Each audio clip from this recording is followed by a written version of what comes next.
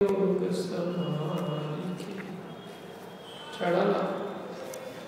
चौथी छठी ढाल का तीसरे नंबर का दुआ कल हमने किया था, चौथे नंबर का दुआ किया था। समितियों का वर्णन चल रहा है, समितियाँ कितनी है, किस प्रकार की है, सबकी चर्चाएं चल रही है। दूसरी किताब में समितियों के नाम क्या क्या हैं? समिति के नाम मालूम है ना सबको? समिति के नाम मालूम है? पूर्वी क्या नाम है?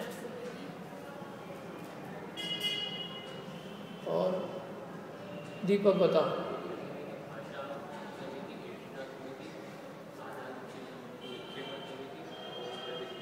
प्रतिष्ठापना समिति, ठीक है। क्रिया समिति, भाषा, ऐष्णा, आदान निक्षेपण और व्युत्सर्ग समिति अथवा प्रतिष्ठापना समिति। क्या है क्रिया समिति? है 4 हाथ आगे की जमीन देखकर चलना।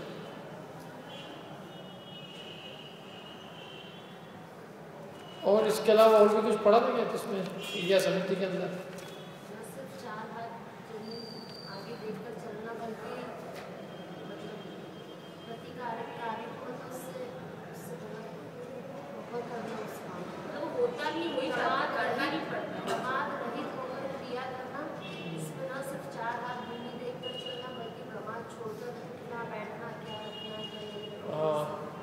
अच्छा, मुनिराज 4 हाथ आगे जमीन देखकर क्यों चलते हैं? कोई जीव हिंसा न हो केवल इसीलिए कि और भी कोई कारण है? देखो, इधर उधर देखना काय का प्रतीक है? राग का प्रतीक है। इधर उधर कोई क्यों देखेगा? इधर देखना है, इधर देखना है। राग भाव से इधर उधर देखते हैं। राग नहीं हो तो देखेंगे इधर उधर। राग नहीं है ना उनके इतना, इधर उधर देखने का भाव इसलिए उत्पन्न नहीं होता। और कोई भी कार्य करते हैं तो उन क्रियाओं में अति आसक्ति नहीं है। अति आसक्तता के अभाव में प्रमाद रूप प्रवृत्ति नहीं होती, तो सहज ही जीवों की हिंसा टालकर गमन आदि प्रयोजन साधते हैं, तो उनकी दया अपने आप फलती है। और भी इन क्रिया समिति में और भी अनेक बातें हैं, न केवल 4 हाथ आगे जमीन देखकर चलना, अभी तू कब चलना, कब तक चलना, कब चलना, कब चालू करते हैं चलना? सूर्योदय होने के बाद, और वो भी सूर्योदय होने के तत्काल बाद नहीं, सूर्योदय होने के बाद में वो मार्ग जब तक प्रासुक न हो जाए तब तक उस मार्ग पे नहीं चलते। प्रासुक होने का मतलब है कि उस मार्ग पे से पहले वाहन आदि जा चुके हों तो उस मार्ग पे चलेंगे। और संध्या काल होने के पहले पहले, सूर्यास्त के पहले पहले वो अपना विहार बंद कर देते। जहाँ भी सूर्यास्त हो जाता है वो उसी स्थान पर ठहर जाते हैं, चाहे चौराहा हो चाहे किसी जगह। और उसके लिए उन्हें कोई दिक्कत नहीं है, मतलब वो मुनिराज का ये धर्म ही है कि जहाँ भी सूर्यास्त हुए उस स्थान पर, चाहे वो जंगल हो भले ही, उस स्थान पर ठहरना। क्योंकि उन्हें कोई किसी स्थान विशेष से कोई राग नहीं है, कहीं भी ठहरना है। चल रहे हैं, रात हो गई, ठहर गए। उसके लिए ये नहीं कि वन जंगल है कि क्या है, वन आ जाए, जंगल आ जाए, कुछ भी आ जाए बीच में, जहाँ स्थान आएगा वहाँ ठहर जाएंगे। इसके लिए कोई अलग से व्यवस्था नहीं जुटानी पड़ती कि भैया आप क्या करें, ठीक है, नहीं हो तो गाड़ी व्यवस्था करवा दो ये सब कुछ नहीं है, ये मुनिराज के उसमें नहीं है। तो ये क्रिया समिति, और जिस मार्ग पर जीव जंतु, जिस मार्ग पर अन्य जीवों का विचरण हो चुका हो, और जो मार्ग प्रासुक हो चुका हो अन्य जीवों के चलने से, और वही प्रातःकाल सूर्योदय के 2 घड़ी बाद और सूर्यास्त के 2 घड़ी पहले पहले तक उनका विहार होता है। उसके बाद विहार नहीं करते, रात्रि को नहीं चलते।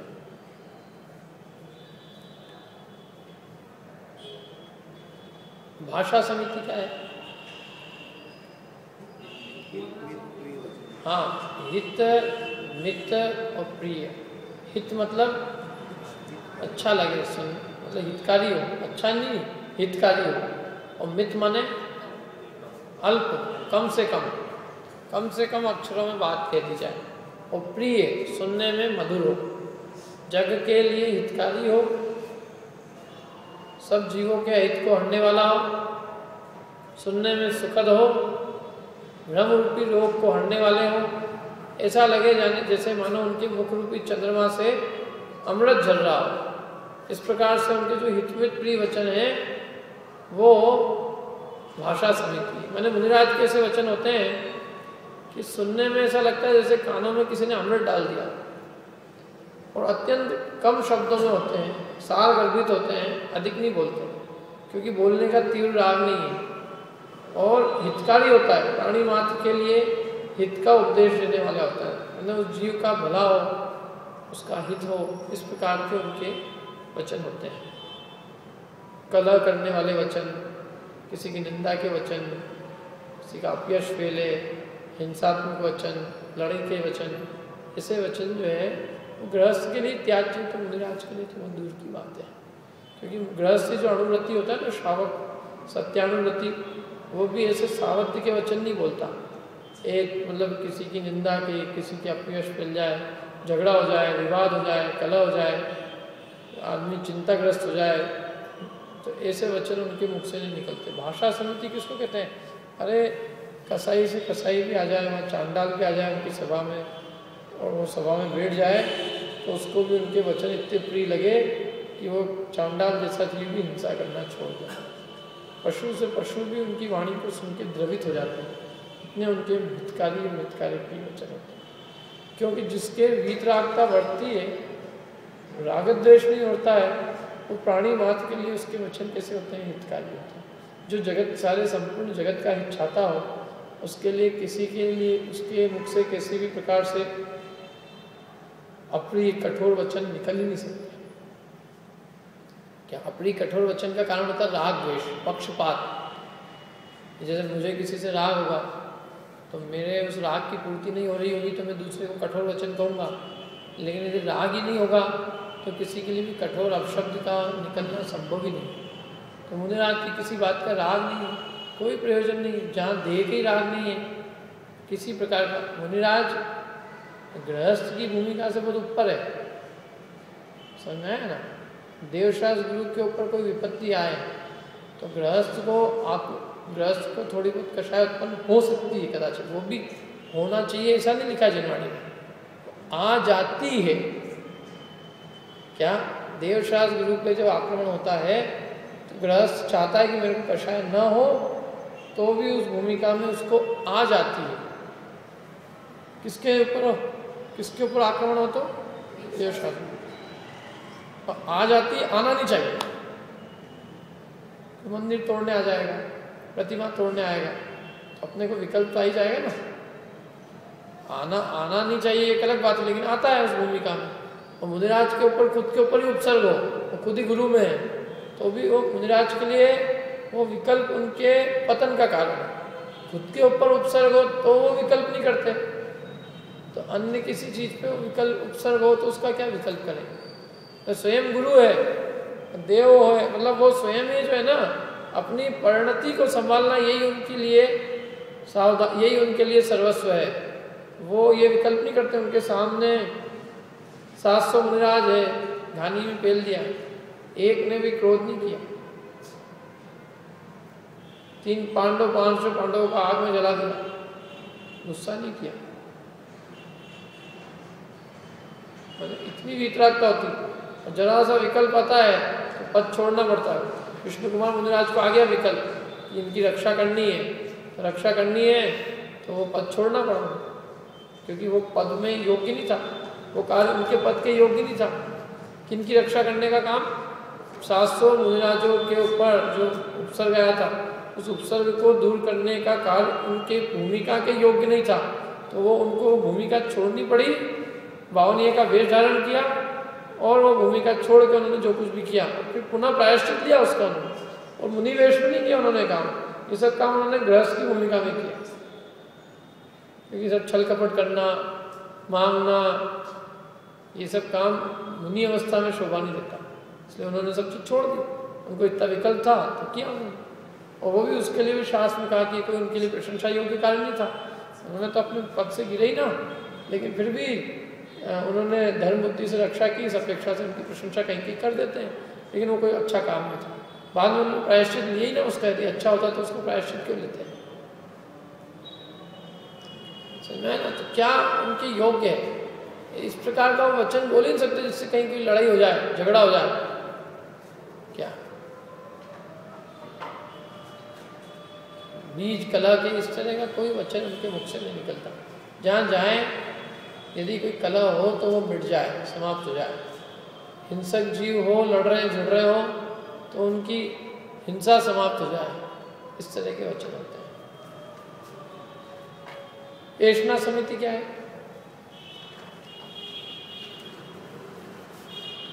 ऐष्णा समिति क्या? अच्छा डाला की पंक्ति के आधार से बताओ ऐष्णा समिति क्या है? थोड़ा बहुत एक लाइन घर पे याद कर लिया करो। एक दोहा पढ़ते हैं अपन, कितना पढ़ते हैं? क्यों विधि? एक दिन में कितने दोहे पढ़ते हैं? एक ही पढ़ते हैं ना। एक दोहा अपना हाथों हाथ याद कर लो 5 दिन के अंदर। 5 दिन में एक एक आधी पंक्ति, एक पंक्ति याद करना है। एक पंक्ति भी याद करिए एक दिन में, तो एक दोहा याद हो जाएगा एक सप्ताह में, ढाल याद हो जाएगी। बताओ क्या है ऐष्णा समिति? 6 रस का त्याग नहीं, इसके अलावा और भी 46 दोषों को टालकर सावक के घर आसन करते हैं, तब बढ़ाने के लिए करते हैं, शरीर के पोषण के लिए नहीं करते, और रसों का त्याग करते हुए करते। ये सब बातें उसमें। ले तप बढ़ावन हेत नहीं तन पोष दे तरी रस को। और प्रतिष्ठापना समिति क्या है? उसके पहले आदान निक्षेपण समिति क्या है? किसको याद है ये? आज रोहित नहीं आया, वो रोहित नहीं आया, उसको याद है? छह डाला थोड़ा परीक्षा देता है, छह डाला दोहे से देता हूँ मैंने कि भाई अर्थ भी लिख दिया करो थोड़ा बहुत कभी कभी। उसमें लिखा है क्या है बताओ? याद है किसी को कुछ? छह डाला तो बताओ, ढाल के हिसाब, दोहे के हिसाब से अभी देख के बता दो। चलो, आदान निक्षेपण समिति इसमें लिखा देखो, शुचि ज्ञान संयम उपकरण इन 3 के काय के उपकरण, सोच के, संयम के और ज्ञान के। ये 3 के उपकरण क्या क्या है?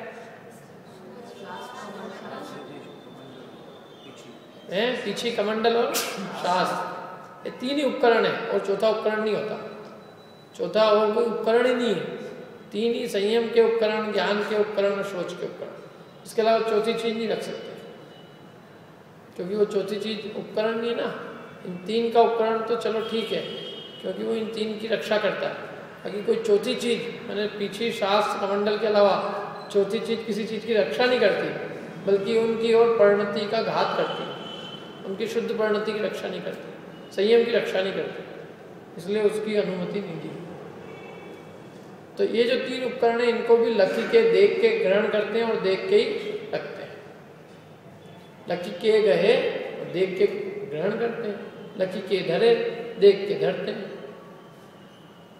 ठीक है। अंतिम समिति क्या है? व्युत्सर्ग समिति क्या है ये बताओ? इसको छह डाला के आधार से अंकित नहीं दिख रहा, अंकित कहाँ गया? चलो, क्या है व्युत्सर्ग समिति? किसको याद है?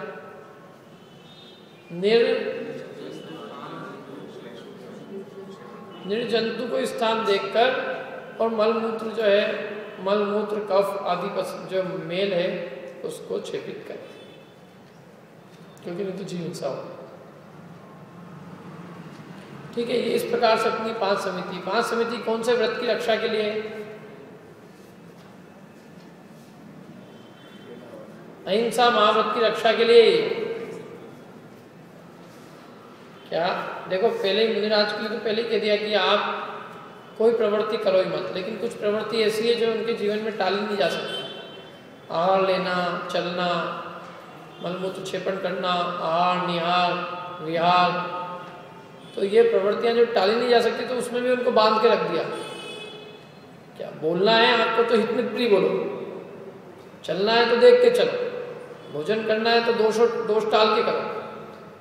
क्या और उठाना धरना है कोई चीज तो देख के उठाओ धरो, मलमूत्र क्षेपण करना है तो देख के, क्योंकि ये चीजें आवश्यक है ना। तो इनमें भी बांध दिया नियम में कि इनके निमित्त से हिंसा होने की संभावना है, तो इनमें भी हिंसा न हो।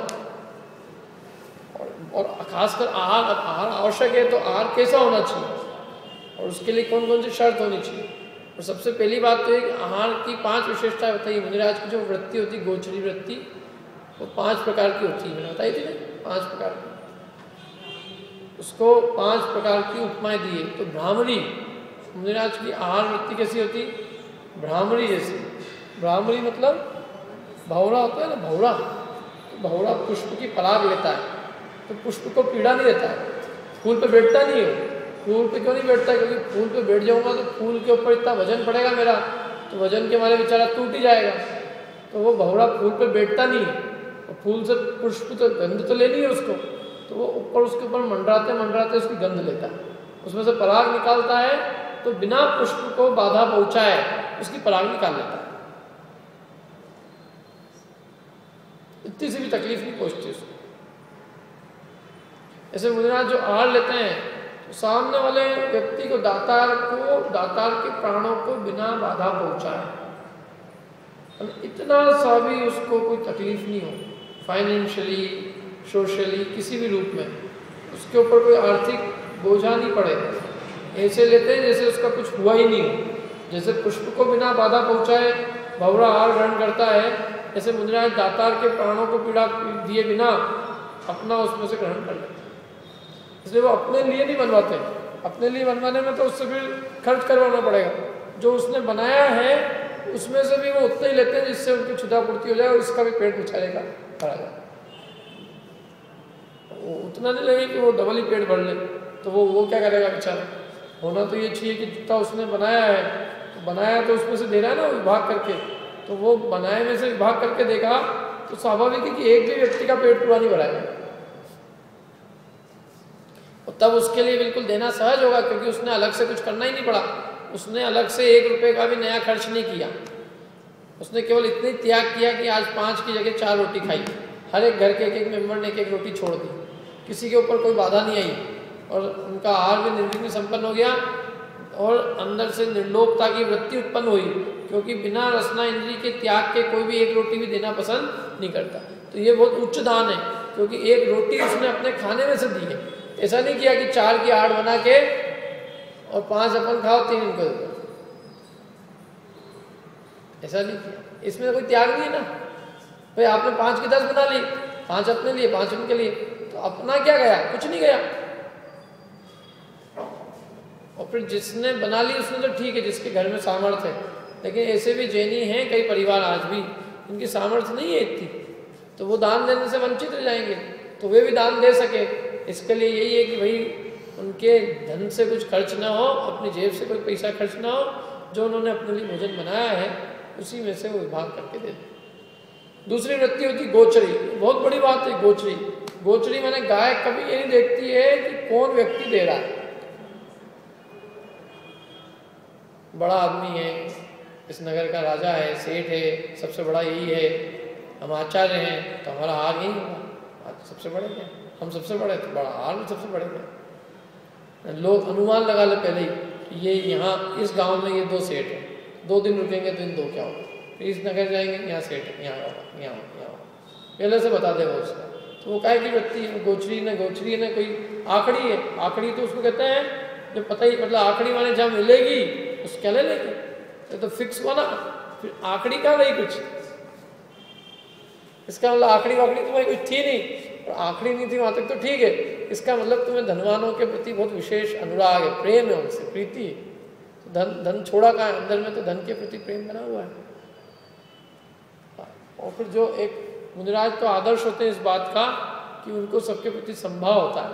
वो जगत के जीवों को ये उपदेश देते हैं कि हे जीवो, ये धन में कुछ नहीं रखा है, सारभूत धन तो वीत राखता है। यदि वही धनवानों को मुख्यता देने लग जाएंगे तो जगत के जीवों को ये मैसेज कैसे मिलेगा, ये संदेशा कैसे मिलेगा कि संसार में सुख धन में नहीं है, सुख तो वीत राखता है।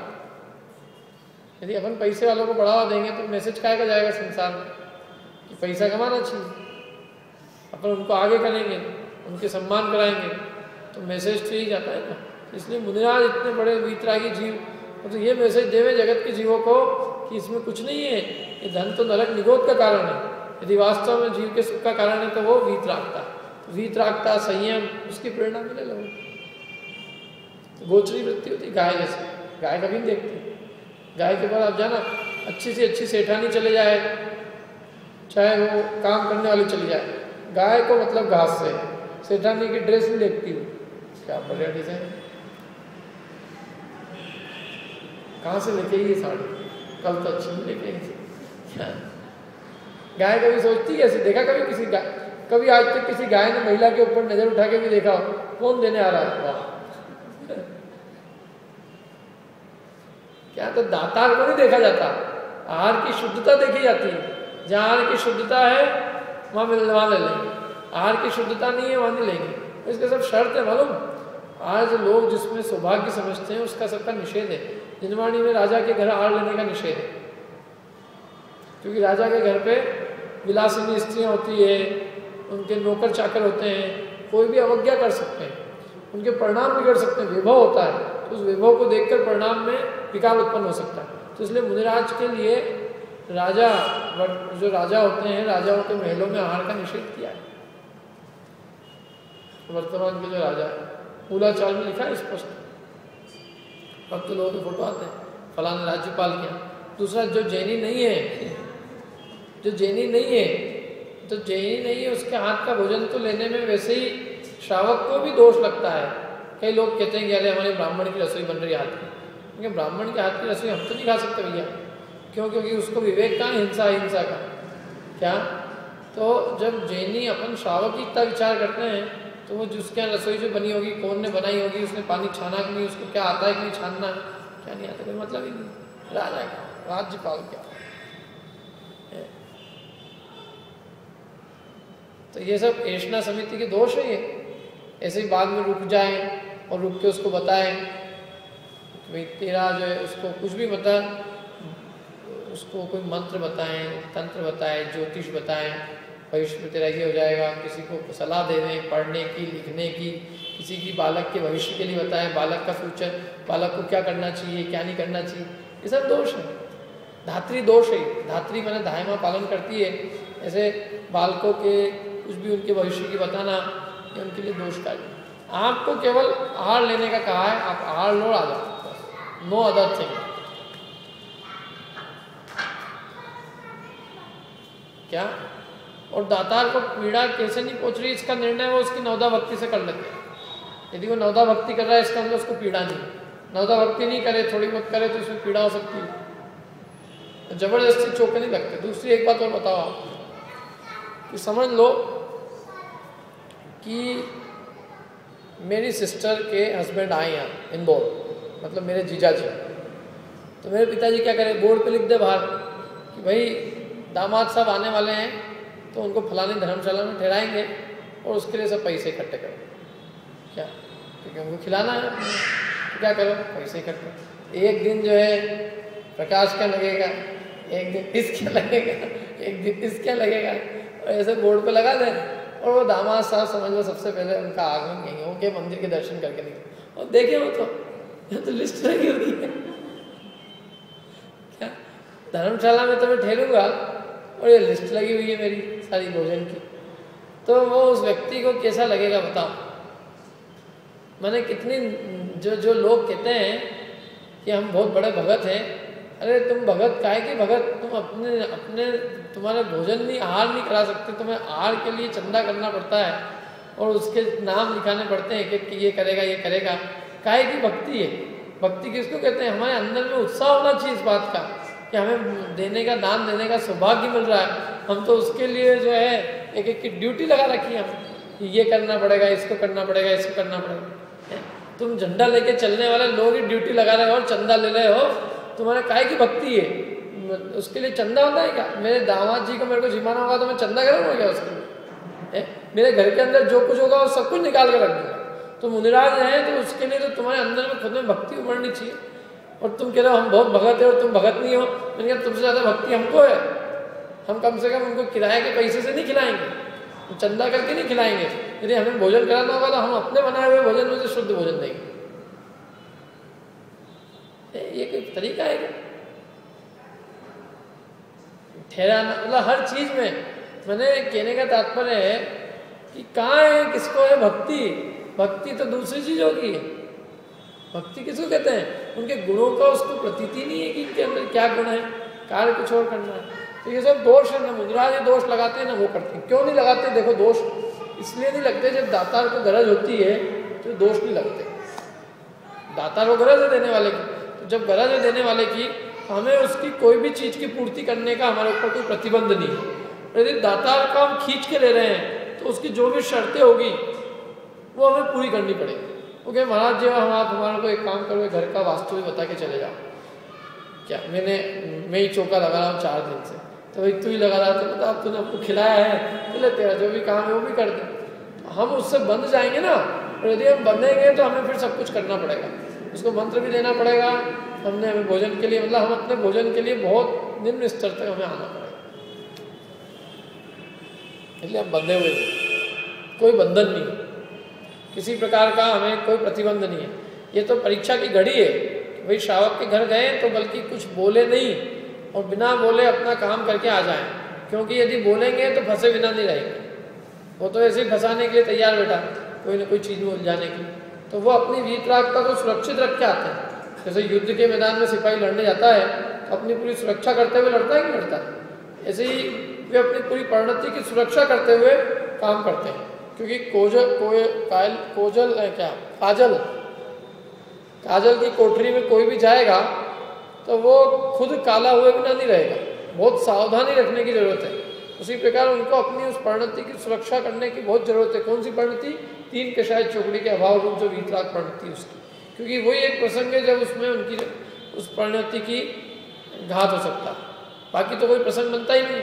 बाकी तो श्रावक के संसर्ग में आने का उनको कोई कारण ही नहीं है। एक आहार ही एक ऐसी चीज है जिसके लिए उनको नहीं चाहकर भी श्रावक के संसर्ग में मजबूरन आना पड़ता है।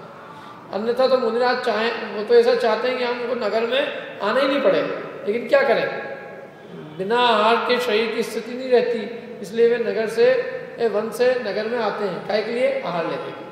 और किन्हीं मुनिराजों की इतनी वितरागता होती है तो वो ऐसे भी नियम लेते हैं कि यदि हमको इस वन में आहार मिलेगा तो ही लेंगे, और नहीं तो नहीं लेंगे। प्रथमा नियम में से उदाहरण, भावमंडल एक जगह जा रहा था, बीच में मुनिराज देखे उसने एक नगर में, और फिर उसको पता चला कि मुनिराज का नियम है कि यहाँ वन में आहार मिलेगा तो लेऊंगा, नहीं तो नहीं लेंगे। तो उसने भावमंडल ने वन में नगर बसाया। नगर बसाया मैंने एक जगह बसाई, खुद वहीं रुका वो 4 महीने, और खुद ने आहार दान दिया, और फिर 4 महीने बाद गया वो आगे। रामचंद्र जी जहाँ वो जटायु पक्षी उन्हें मिला था, तो वो जटायु पक्षी जहाँ मिला था वहाँ भी वो मुनिराज चारण ऋतुधारी मुनिराज थे। उनका नियम था कि वन में ही अभिग्रह माने वन में आहार मिलेगा तो ग्रहण करेंगे, अन्यथा नहीं करेंगे। क्या तो वो उस समय में वो वहाँ पे दोनों मुनिराजों का आगमन हुआ, चारण ऋतुधारी मुनिराजों का, और वो उन्होंने उनको आहार दिया वहाँ पे। और फिर उन्होंने उनके वो जटायु के पूर्व बताया सारी कहानी उसके। क्या तो ये ऐसे अनेकों प्रसंग जो है आप देखोगे तो उसमें जिनवाणी मिल जाएगी। जबकि उन्होंने मतलब वही ये इतनी मतलब उनकी कठोर साधना थी, आत्म आराधना की इतनी बल था कि उन्होंने कहा कि हम यहीं के यहीं हमें प्रतिज्ञा, हमारी नियम हो जाएगा तो हम लेंगे, हम नगर में नहीं जाएंगे इससे।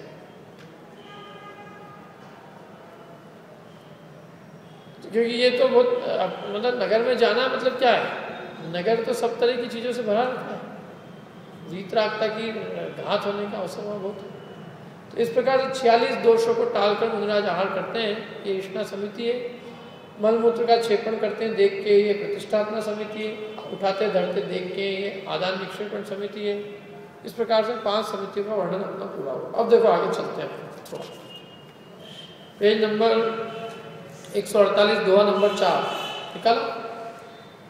ये बहुत बढ़िया दोहा लगता है मेरे को, जोरदार है। 3 गुप्तियों का वर्णन है इसमें।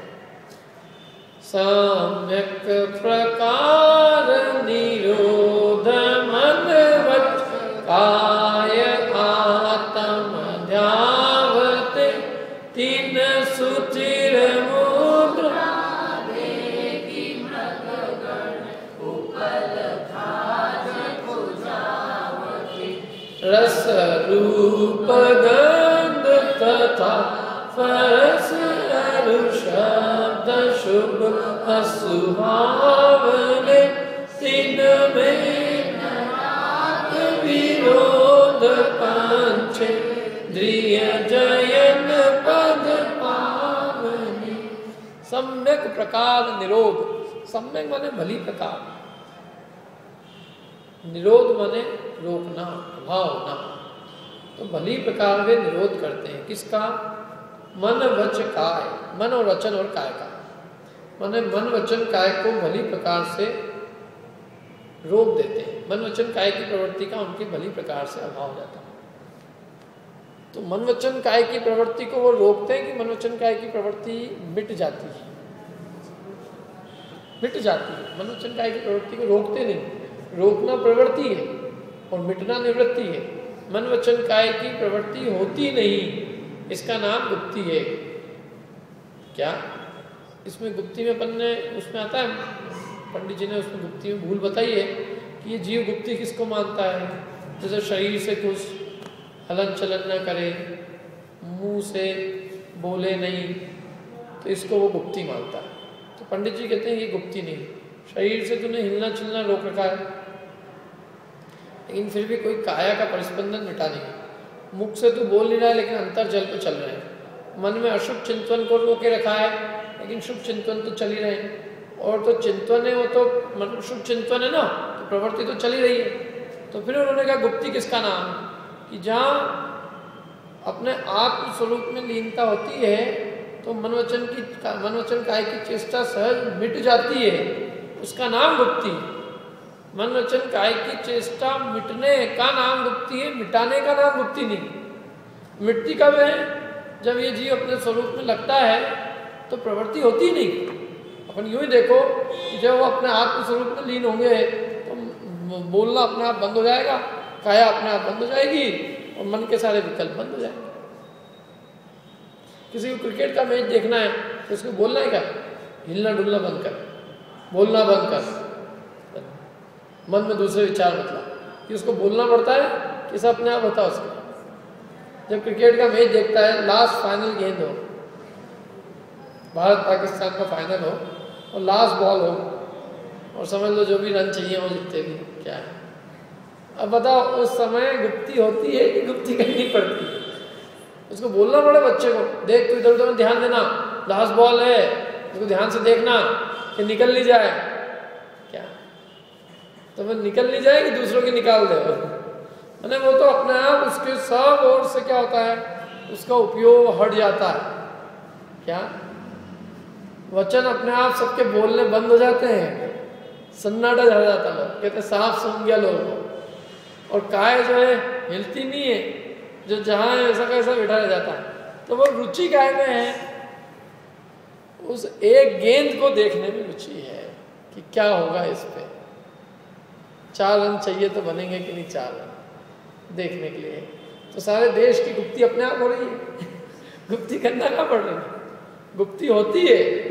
ऐसे ही मुनिराज को जो अपने निज स्वरूप की रुचि होती है तो अपने आप मन के सारे विकल्प मिट जाते हैं, वचन से बोलना मिट जाता है, काया की चेष्टाएं स्वयं रुकती है। तो जहाँ ज्ञाता दृष्टा भाव होता है, वीतराग भाव होता है, तब सब सहज ही मन वचन काय की चेष्टा मिटती, उसका नाम गुप्ती है। और ऐसी गुप्ती मुनिराज की जब होती है तो उनके कुछ खबर नहीं होती कि बाहर में क्या है।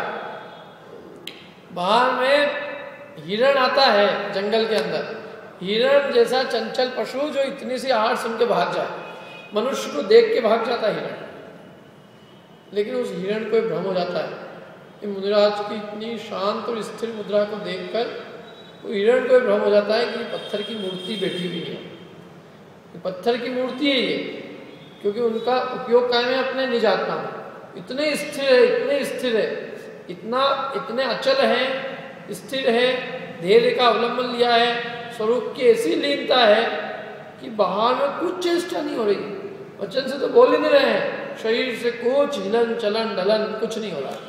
तो पत्थर ये समझते हैं, वो क्या समझते हैं हिरण की पत्थर है, उनको खुजली होती है तो क्या करते हैं कि अपनी उस खुजली को उनको पत्थर समझ के और खुजाते हैं। इससे बड़ी निश्चलता का उदाहरण क्या हो सकता है? हिरण उनसे उनको पत्थर समझ के अपनी खांच खुजाए।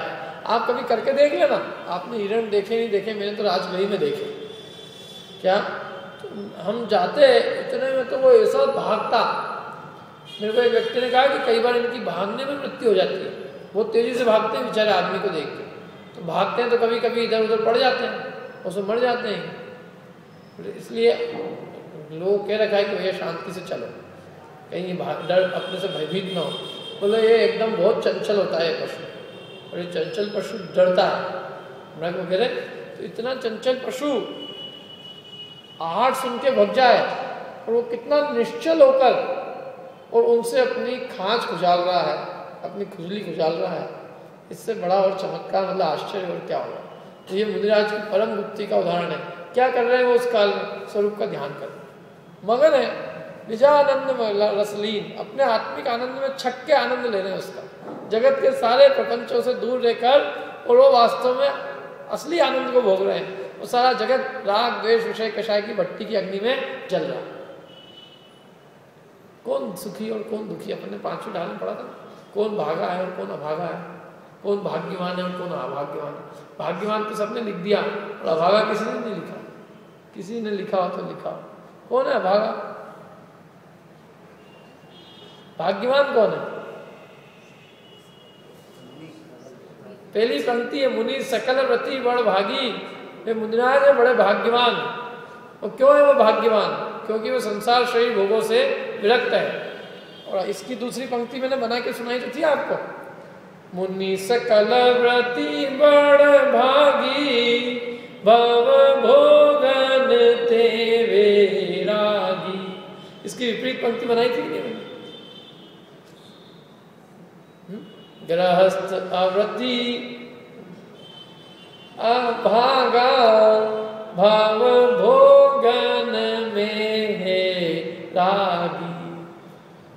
गृहस्थ अव्रति अभागा है और मुनि सकल व्रति बड़े भाग्यवान है। उनके भाग्य का कारण संसार शरीर भोगों से उन्हें वैराग्य है, और इसके अभाग्य का कारण इसमें उसका राग पड़ा हुआ। जिसका राग पड़ा है वो बहुत अभागा है, और जिसको राग नहीं है वो भाग्यवान है। व्रति भाग्यवान है, अव्रति अभागा है। समझ में है ना? संतोषी है वो भाग्यवान है, और तृष्णा वाला अभागा है। तो मुनिराज तो बहुत आनंद का रस को भोग रहे हैं।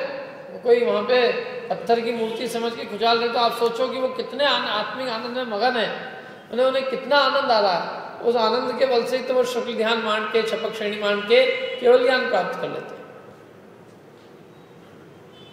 क्या इस विषय कटाई उनको ये अग्नि लगती है, जिसको हम आनंद मान के भोगते हैं, उनको वो विषय कषाय आग की धधकती हुई भट्टी लगती है। विषयों के सुख अग्नि के समान भासते हैं, और आत्मिक अतीन्द्रिय आनंद नदी के सरोवर में डुबकी लगाने जैसे भासते हैं।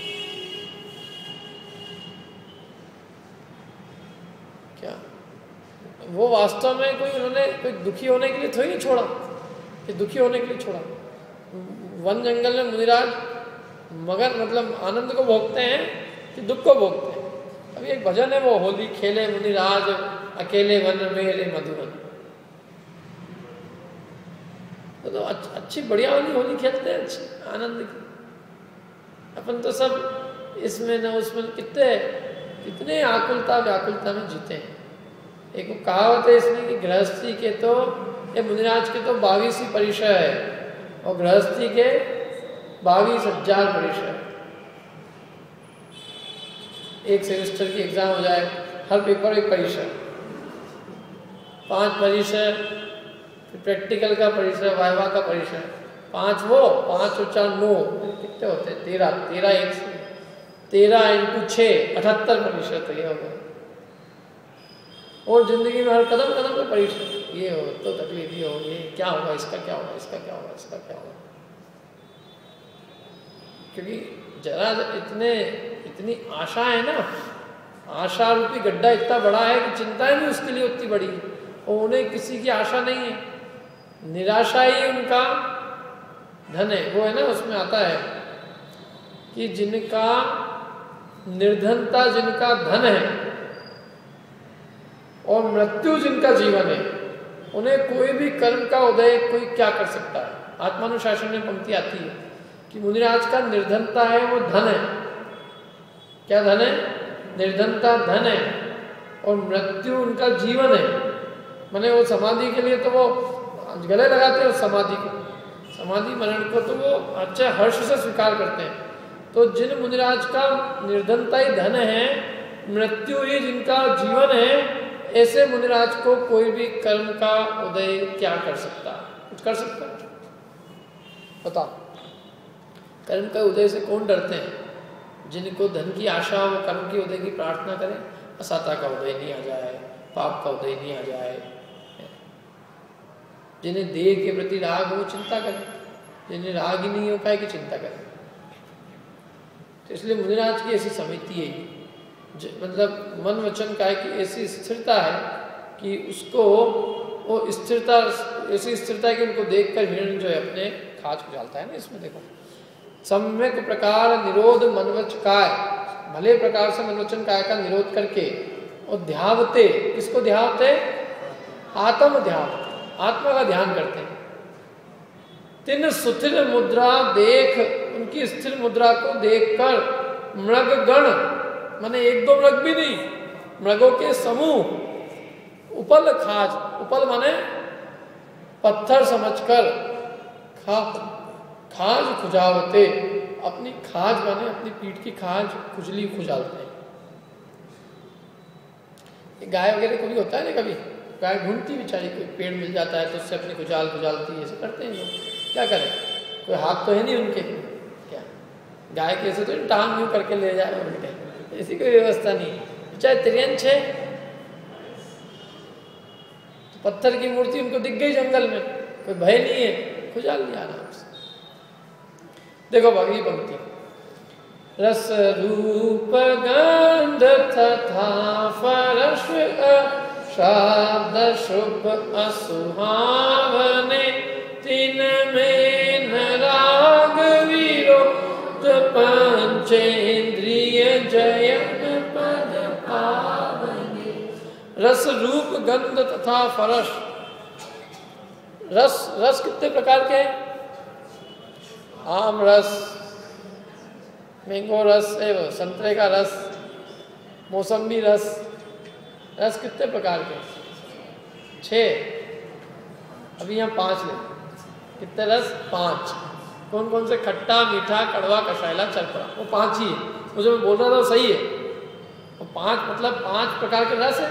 ये तो फलों के नाम है, लेकिन इनसे 5 ही तो चीज़ मिलेगी। मैंगो से मीठा, खट्टा जो भी मिल जाएगा, करेले का रस, वो भी एक रस तो है, भले पिए नहीं लोग उसको। कसेला है उसका रस, किसी का खट्टा है, नींबू का रस खट्टा है।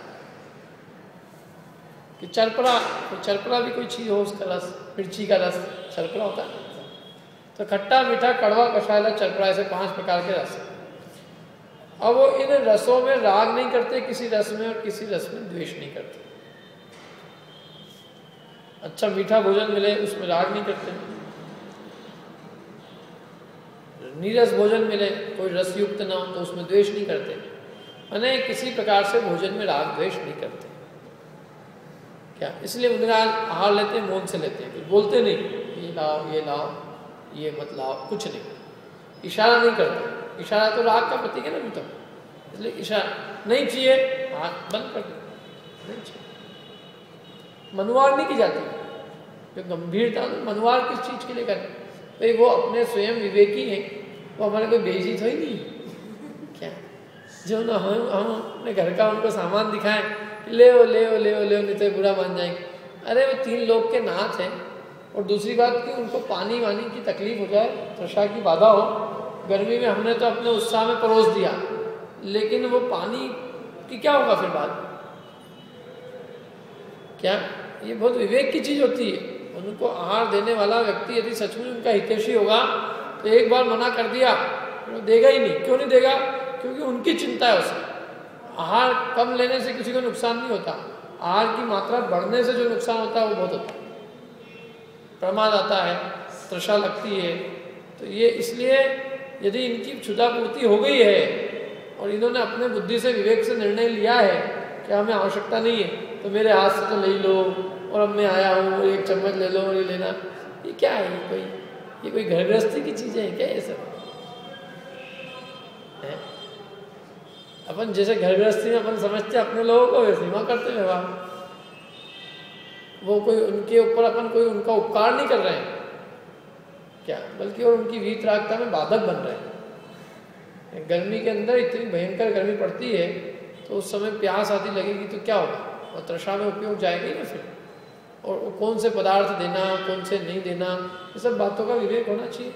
लोगों को दिखाने का इतना शौक है कि उसमें ये विवेक नहीं आता है कि भाई हमें किस ऋतु के अनुकूल क्या पदार्थ देना चाहिए। ऋतु के अनुकूल हो और जो उनके ज्ञान ध्यान में मददगार हो, उनकी वीतरागता की आराधना में सहयोगी हो।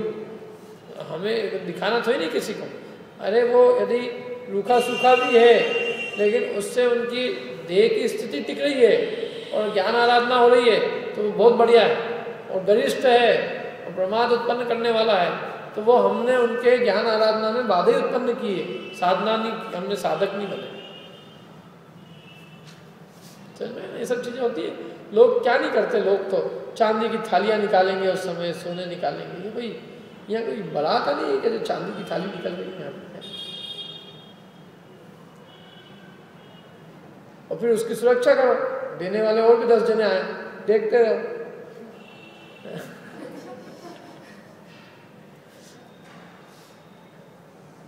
तो ऐसी चीज निकाली क्या तुम, जिसके कारण तुम्हारा परिणाम थाली के अंदर है, आहार देने में कहा, दिखाने में।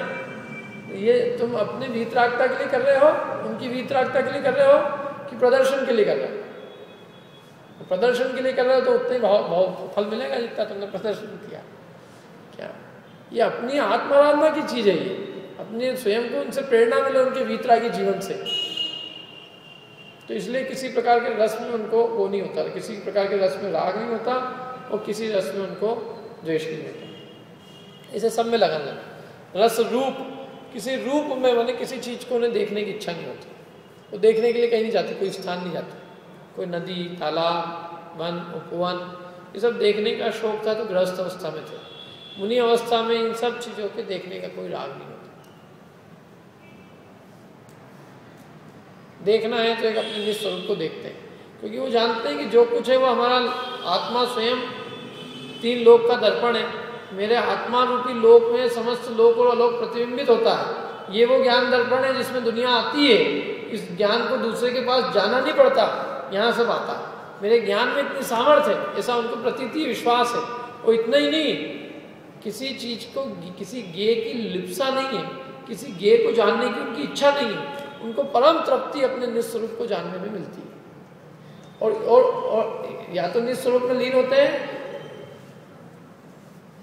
या फिर वो निस्वरूप के जो निस्वरूप का वर्णन करने वाले जो ग्रंथ आदि होते हैं उसका वर्णन, मतलब उसके अध्ययन आदि में लगे रहते हैं।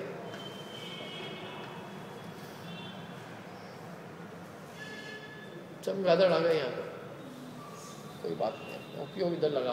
क्या कहा अपन ने? 2 काम है ना उनके, ज्ञान और ध्यान। तो या तो निस्वरूप के ध्यान में लगेंगे और या फिर निस्वरूप का वर्णन करने वाले, आत्म स्वरूप का कथन करने वाले शास्त्र को पढ़ने में अपना उपयोग लगाएंगे। इसके अलावा तीसरी जगह उनका उपयोग लगता ही नहीं। मुनि भूमिका में घूमने का, फिरने का, किसी चीज का कोई विकल्प नहीं होता। ये सब विकल्प आवृत्ति गृहस्थियों के होते हैं। रूप, कोई रूप को देखने की इच्छा नहीं होती, कोई अच्छे से तैयार होकर आए, देख के कुछ नहीं है ये सब। क्या, बल्कि ये श्रृंगार करके उनके सामने जाना, ये अपने विकार को, उनके विकार को बढ़ाने के कारण है। भाई मुनिराज के सामने क्या, मुनिराज तो स्वयं वीतरागी है। वीतरागी के सामने तो वीतरागता पूर्वक जाया जाए कि उसके लिए श्रृंगारित होकर जाएगा। वीतरागता का साधन है ना वो। तो जितनी सादगी और सरलता होनी चाहिए उतनी पूरी सादगी और सरलता के साथ उनके साथ होना चाहिए। रूप, रस रूप, गंध, कोई गंध नहीं होगा, किसी गंध में राग नहीं होती, दुर्गंध में द्वेष नहीं होती। रस रूप गंध तथा फरस, किसी प्रकार के स्पर्श में उनको राग द्वेष नहीं होता। गर्मी में द्वेष, ठंड में राग, ऐसा किसी प्रकार का राग द्वेष नहीं होता। या खूब ठंडी हो जाए तो उसके लिए गर्मी का कोई साधन जुटा है नहीं। ठंड के प्रति, गर्मी के प्रति, सबके प्रति कैसा होता है? समभाव। न गर्मी में गर्मी का प्रतिकार करते हैं, गर्मी का प्रतिकार मतलब AC लगवा लें, कूलर लगवा लें, पंखा लगवा लें, तो भाई यही सब लगना ना था तो फिर गृहस्थ अवस्था में भोगते बहुत अच्छा, पूरा सेंट्रल AC लगवा देते हैं उसके। क्या ये सब चीज़ों का तो त्याग हो गया ना, स्पर्शन इंद्रिय के विषय का त्याग हो गया। दूसरी बात, स्पर्शन इंद्रिय के विषय का त्याग अकेले स्त्री का त्याग तो ही नहीं होता, उसमें तो आप गर्मी में ठंड का भोग करो, ठंड में गर्मी का भोग करो, ऐसे स्थान को ढूंढो, खोजो जो गर्मी के अंदर अनुकूल हो। इसका मतलब अभी इंद्रिय विषय का त्याग नहीं हुआ, स्पर्शन इंद्रिय अभी जीती नहीं गई है। और जब तक स्पर्शन इंद्रिय जीती नहीं जाएगी तब तक आत्मस्वरूप की रुचि उत्पन्न नहीं होगी, क्योंकि ये पांचों इंद्रियां अपने आत्मस्वरूप के अनुभव में बाधक है। जब तक इन इंद्रियों के विषयों से जानना चलता रहेगा तब तक आत्मा को नहीं जान पाएंगे। आत्मा को जानने के लिए इन पांचों इंद्रियों के विषयों को जानना बंद करना होगा। समझ में आ रही की बात? देखो पांचों इंद्रियां किसको जानती है? पांचों इंद्रिय के विषय क्या है? कौन सा द्रव्य है? उद्गल द्रव्य। स्पर्शन इंद्रिय स्पर्श को जानती है, रसना इंद्रिय रस को, घ्राण इंद्रिय गंध को, चक्षु इंद्रिय रूप को, कर्ण इंद्रिय शब्द को। ये पांचों क्या है? स्पर्श रस गंध वर्ण शब्द, स्पर्श रस गंध वर्ण उद्गल के गुण, शब्द उद्गल की पर्याय है। तो पांचों इंद्रियां किसको जानने में निमित्त है? उद्गल को। और आत्मा का हित किसको जानने में? अपने आत्मा को जानने में। तो इसलिए पांचों इंद्रियों के विषयों की प्रवृत्ति मिट जाए, माने पांचों इंद्रियों के द्वारा विषयों का जानना मिटेगा तो अपने आत्मा में लग पाएंगे। इसलिए कम से कम मुनिराज उन विषयों में राग द्वेष तो कभी भी नहीं करते, क्योंकि राग द्वेष करना मतलब उसको जानना, माने एक को राग करना, गर्मी में ठंड से राग करना, हमने ठंड को जानने में उपयोग लगाया, मीठे को जानने में उपयोग लगाया, सुगंध को जानने में उपयोग लगाया, बाहर के कोई रूप को, शब्द को, इनको जानने में उपयोग है, तो अपने आत्मा में उपयोग इनका नहीं है। प्रशंसा में उपयोग है, तो उपयोग तो शब्द में ही है ना, अपने निज आत्मा में का उपयोग है। और अपना हित काय में अपनी दुनिया प्रशंसा करे, अपना भी उपयोग उसमें लगे और अपने को बहुत मजा आए, लेकिन अपना हित कुछ नहीं हुआ उसमें, क्योंकि अपना उपयोग काय में लगा? उद्गल में। और शब्द वर्णना किसकी रचना है? उद्गल की। आत्मा को तो जाना नहीं ना, भले अच्छे शब्द जान लिए लेकिन आत्मा को नहीं जानना। और आत्मा का हित काय में है? आत्मा को जानना। इसलिए पांचों इंद्रियों के विषय में न राग है न विरोध है। रस रूप गंध तथा फरस माने स्पर्शन इंद्रिय। स्पर्शन इंद्रिय में ठंडा, गरम, हल्का, भारी, रूखा, चिकना, कड़ा, नरम, आठों प्रकार के स्पर्शन इंद्रिय के विषयों में। और शब्द में चाहे वो शुभ हो, अच्छे हो या असुहावने हो, पांचों इंद्रियों के विषय अच्छे लगने वाले हो, माने पांचों इंद्रियों के अनुकूल विषय, पांचों इंद्रियों के को अच्छे लगने वाले विषय, और पांचों इंद्रियों को सुहावने न लगने वाले असुहावने विषय। तो सुहावने में तिनमें न राग, सुहावने में राग नहीं करते, और असुहावने में न विरोध, विरोध नहीं करते। विरोध मतलब द्वेष नहीं करते, है ना। तिनमें न राग विरोध, उनमें राग और विरोध नहीं करते। किन में राग नहीं करते? शुभ में राग नहीं करते। देखो है ना, और शब्द के बाद में क्या लिखा है? शुभ और अशुभावने। तो शुभ के साथ क्या जाएगा? शुभ में न राग करते हैं और अशुभावने में विरोध नहीं करते। द्वेष माने में विरोध। तिनमें न राग विरोध माने शुभ पंचेंद्रिय के शुभ विषयों में राग नहीं करते और पंचेंद्रियों के अशुभावने विषयों में द्वेष नहीं करते। क्यों? क्योंकि इंद्रिय पंचेंद्रिय जयन पद पावने, उन्होंने पांच इंद्रियों को जय करने वाला पद प्राप्त कर लिया। उनका जो पद है वो ऐसा नहीं है, वो पद ऐसा है जिसने पांचों इंद्रियों के ऊपर विजय प्राप्त कर ली, अपने मन पे भी विजय प्राप्त कर ली। अब मन उनका दौड़ता नहीं है उधर, उन्होंने अपने मन को जीत लिया, इंद्रियों को जीत लिया। और जब तो वो जगत के सबसे बड़े राजा है, क्योंकि पूरा जगत इंद्रियों के द्वारा जीता गया है और उन्होंने इंद्रियों को जीत लिया। राजा कौन होता है? पूरी दुनिया को जिसने हरा दिया उसको जो जीत ले, ये राजा है। तो ये राजाओं के भी राजा हैं। क्यों? क्योंकि जो राजा पांच इंद्रियों से हार गए, उन्होंने इन पांच इंद्रियों को जीत लिया। इसलिए उन्होंने कौन से पद को प्राप्त किया? पंचेंद्रिय जयन पद पावने, माने पंचेंद्रियों को जय करने वाला पद हे प्रभु आपने प्राप्त कर लिया। पंचेंद्रिय विजय है, ये आपके मूल गुण है। 5 मूल गुणों में माने मुनिराज का एक मूल गुण है, कौन सा? कि 5 इंद्रियों के विषयों में राग द्वेष नहीं करते, जैसी हो ऐसा बढ़िया। किसी ने निंदा कर दी कोई दिक्कत नहीं, प्रशंसा कर दी, क्योंकि शब्द है ये तो भाषा वर्णना है ना। हम कर्ण इंद्रिय के अच्छे विषय में राग करते हैं, न कर्ण इंद्रिय के अपने विषय में द्वेष करते हैं। क्योंकि नहीं तो क्या है, प्रशंसा भी एक चाशनी है जो अच्छे को डुबा देती है। प्रशंसा की ठंडी बीमारी और निंदा की लू है। किसी को ठंडी की बीमारी लगती है, किसी को लू की बीमारी। लू माने क्रोध आ जाता है, और किसी को ठंडाई में माना जाता है, अच्छा लगता है, परंतु है दोनों बीमारी। न किसी की प्रशंसा से प्रभावित होते हैं, न किसी निंदक के प्रति उनको क्रोध उत्पन्न होता है। क्योंकि ये जो प्रवृत्तियां ये सब चापलूस इकट्ठे हो जाएंगे। नहीं तो प्रशंसकों से यदि राग होगा तो क्या होगा? सब चापलूसी करेंगे, कोई निंदा करेगा ही नहीं। और निंदकों से द्वेष होगा तो कभी कोई द्वेष, कभी कोई दोष भी होगा तो कोई बता नहीं सकेगा। तो अपने अंदर कोई दुर्गुण होगा, दूर कैसे होगा? इसलिए मुनिराज की वृत्ति नहीं होती क्या? चापलूसी के, नहीं तो लोग चापलूसी करना सीखेंगे नहीं सीखे, कोई चापलूसी की जरूरत नहीं। क्या हमें न तेरी प्रशंसा से प्रयोजन है, न हमें प्रशंसा करने वाले के प्रति हमें कोई विशेष राग है, और न कोई निंदा करने वाले के प्रति द्वेष है। हमारे लिए तो दोनों के दोनों एक समान। कोई खूब तारीफ करके जाए उसको भी समान धर्म वृद्धि, कोई निंदा करके जाए उसको भी समान धर्म वृद्धि। जब तो चक्रवर्ती जैसे जीव, श्रेणिक जैसे जीव उनके चरणों में नतमस्तक हो, पापी से अन्य मतावलंबी जीव हो चाहे कोई भी हो, वो आके नतमस्तक हो जाता है कि हे प्रभु आपकी बात ही अलग है। क्यों? क्योंकि जो वृत्ति सारे जगत की है वैसी वृत्ति आपकी नहीं। सारे जगत की वृत्ति कैसी है? राग द्वेष पूर्ण है, पक्षपात पूर्ण है। अपने प्रशंसकों पे राग करना, निंदकों पे द्वेष करना, ये सारे जगत की वृत्ति। और आप इस वृत्ति से बिल्कुल दूर हो, इसलिए मेरे को आपके प्रति भक्ति सहज ही उत्पन्न होती है। ठीक है, ये 5 मूल गुण ये हुए। 3 पंजे हो गए अपने। कौन कौन से 3 पंजे हो गए? 5 समिति, 5 इंद्रिय जय और 5 महारोग। 15 ये हो गए, और 3 गुप्ती।